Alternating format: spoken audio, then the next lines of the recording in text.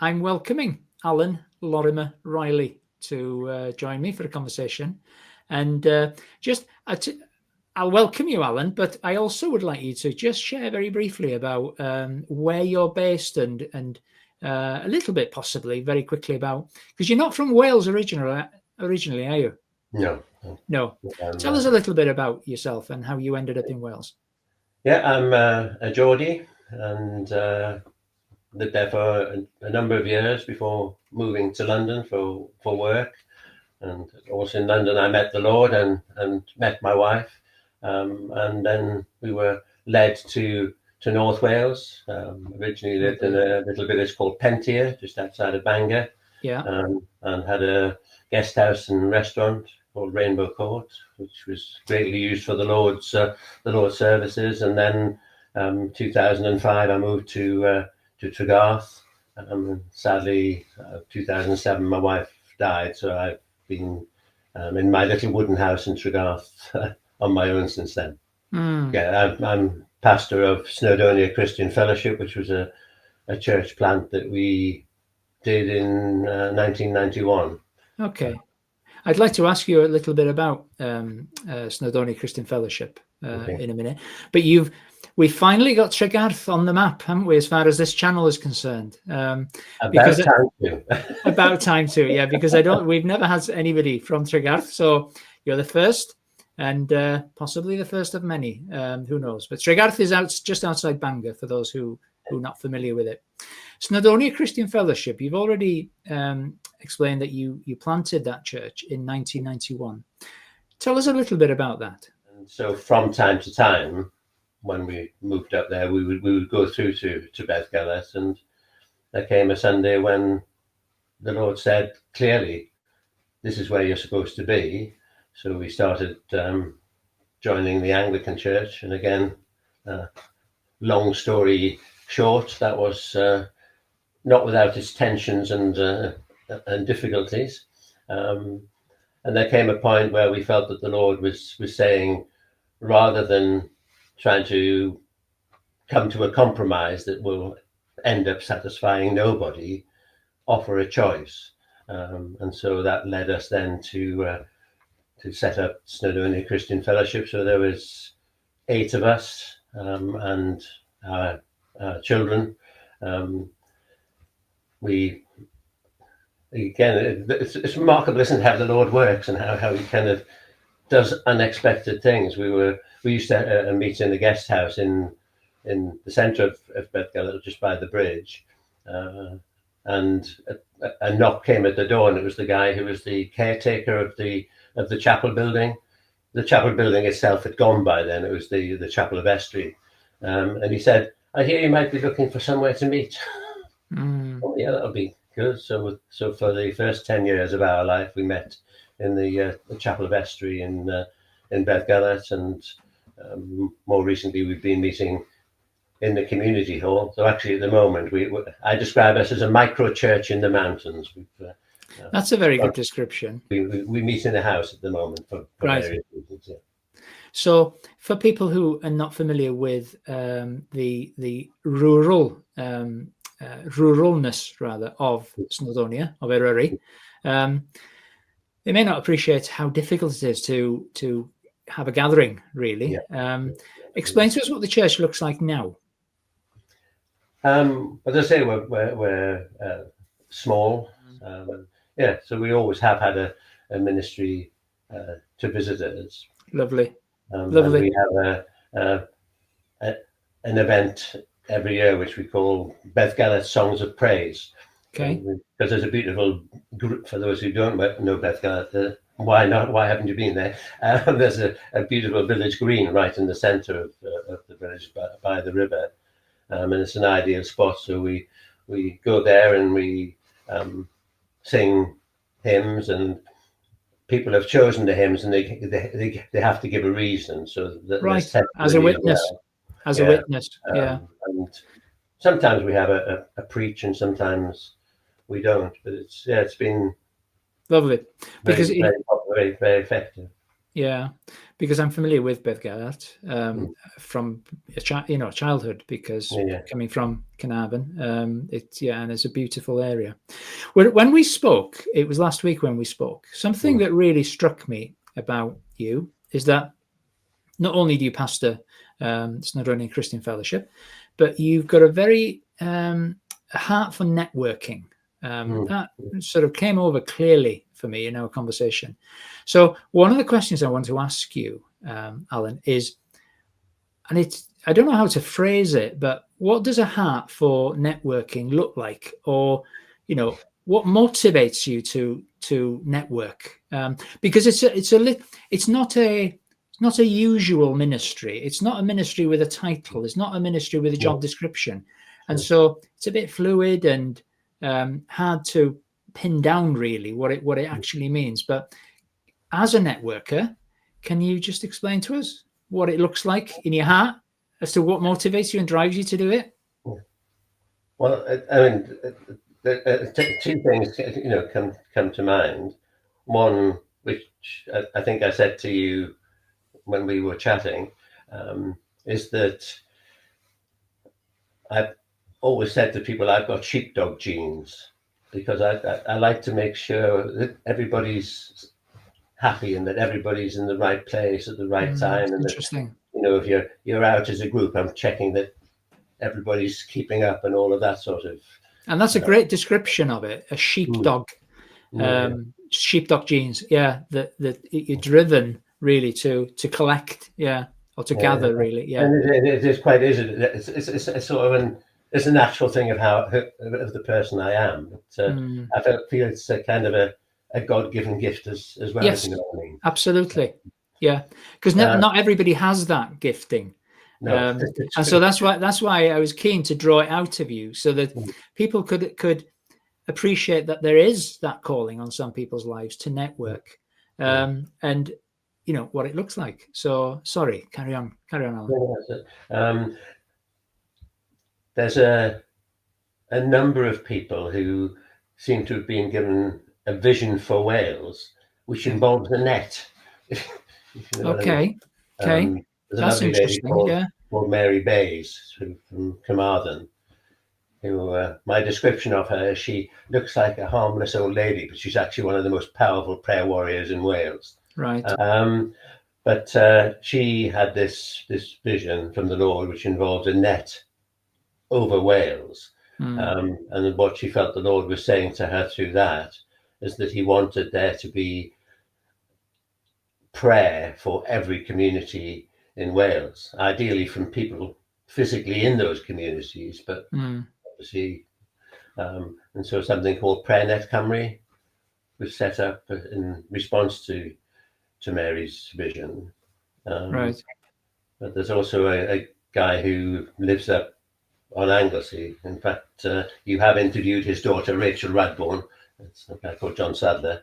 And he similarly had again, this vision of a net. Because that kind of gave, not validation, that's not the right word, but kind of confirmation. I think, yeah, confirmation to the importance of networking. Because if you want a net, you're going to have a network, haven't you? Sort of thing, I guess. Yeah. So you describe yourself as a sheepdog in a spiritual sense, which is a great description. I love that description. Why do you think networking is important to the body as a whole? Because when you think about it, it's a gift and it's a calling that some have been gifted with, and so the Lord will give that for a purpose, for a reason. So why do you think it is important for the body? Why is he given some, like yourself, that desire, that sheepdog tendency, that sheepdog DNA? Why do you think? Why is it important? Some years ago, I was preparing for my New Year's Sunday, the first Sunday in the New Year's talk. And I felt the Lord pointed out to me that in Snowdonia, and this is true more widely, that there were a number of isolated Christian communities. I suppose a bit like Snowdonia Christian Fellowship, small, apparently insignificant in worldly terms, often struggling against the pressures of the world, and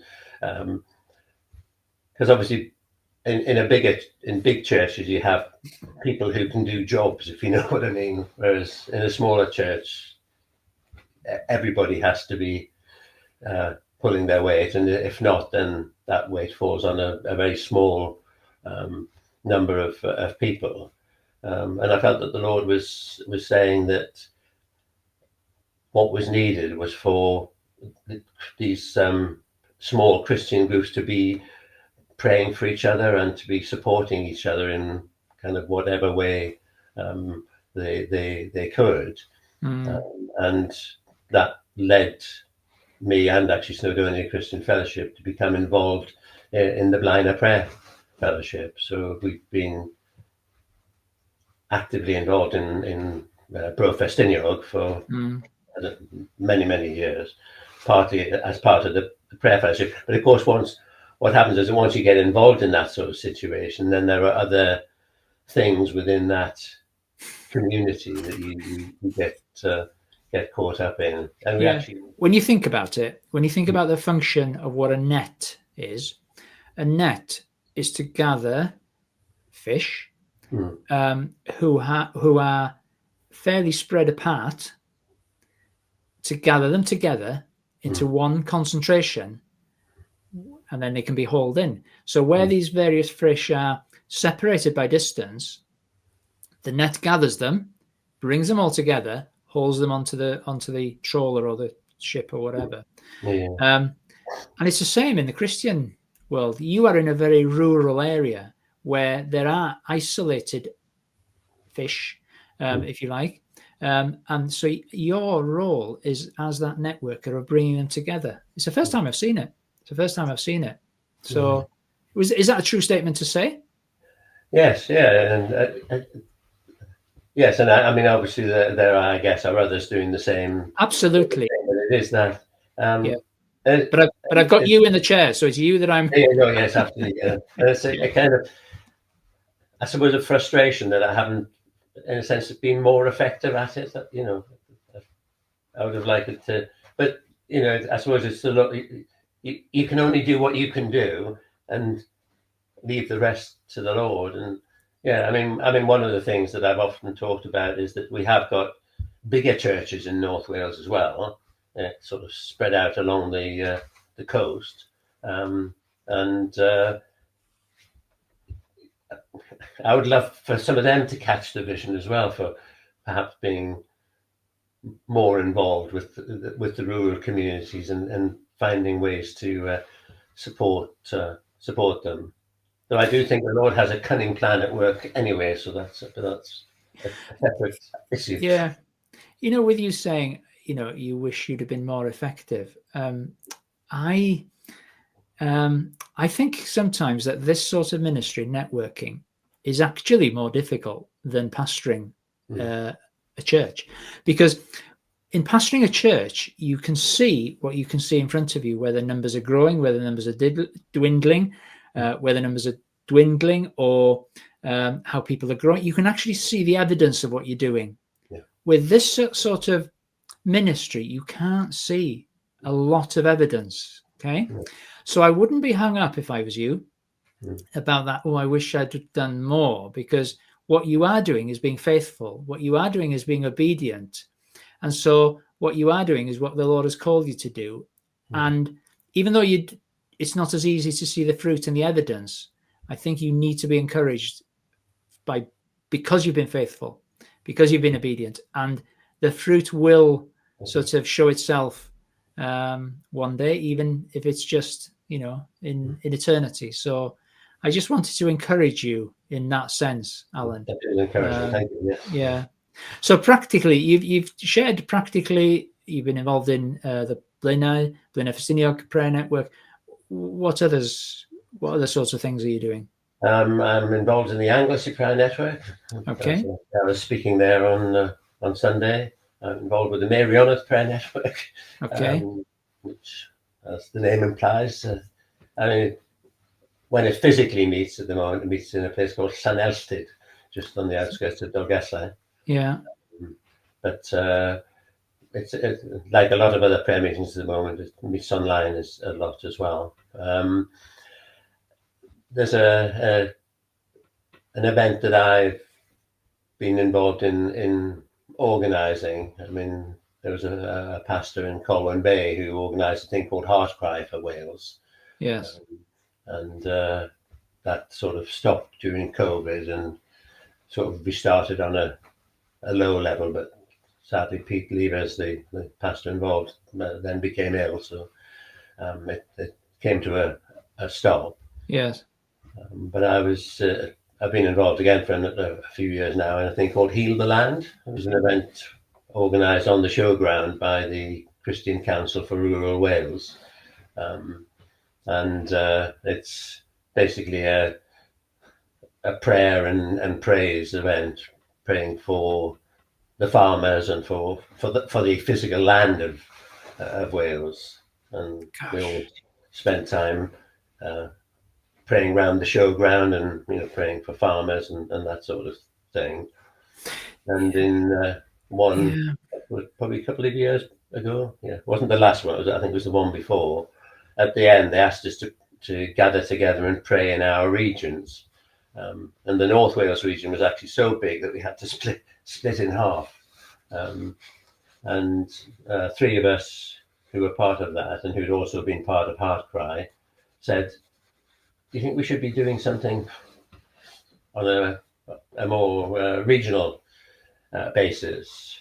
So it was, in the aftermath of COVID and things, we thought, perhaps it is time to start getting people together. So we had this vision for a regional prayer event for North Wales. Yes.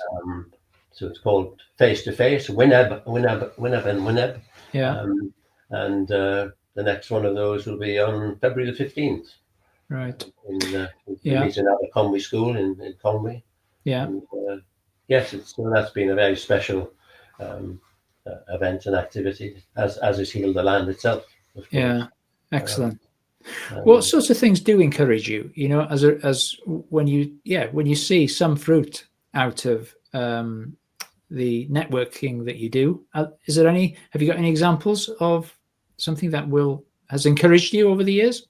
It is people getting together. It is people sharing a vision. Because I suppose that's the thing, that the Lord speaks to us individually or sometimes to small groups. But it's then how do we share that vision that the Lord is giving to us. And so often in those gatherings, you then find conversations are going on, and other things will then spring out of them.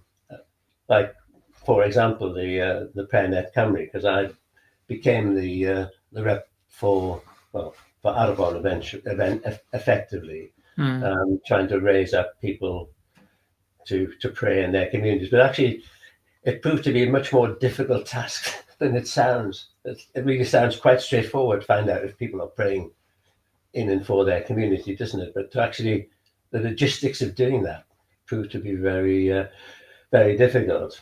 And in the midst of that, as I talked to people and shared with people and prayed with people, I felt that what the Lord was saying was that, yes, getting people to pray in and for their communities was an important step, but it was only a step along the way. And what he really ideally wants is a small missional group of Christians in every community in Wales.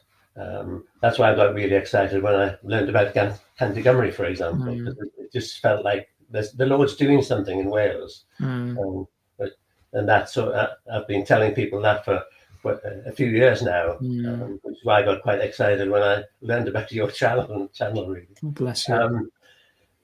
And yes, and obviously what you're doing is sharing what the Lord is doing in Wales and then encouraging people. And again, I suppose kind of fits with this. I have an American friend who's an Assemblies of God evangelist from Texas, but he's got a real heart for Wales and has been over on a number of occasions. And on one occasion, we were travelling down to Falderbrennan. He had 2 or 3 guys that he brought with him. And en route, we stopped off at Blaenanach Chapel. And I was telling them the story about Evan Roberts and, Seth Joshua and the Lord bend us prayer. And I felt that the Lord was saying that revival was coming again to Wales, but it wasn't going to break out in one place. You wouldn't be able to say, the 2026 revival began in this place. It would bring up simultaneously in lots of places across the land of Wales, and that there wouldn't be a person, there wouldn't be an Evan Roberts figure, but there would be lots of sort of small individuals, if you like, who just were playing their part in it. And that has stuck with me. But another part of my vision, and there's a place where really there is minimal Christian witness, and that is Betws-y-Coed.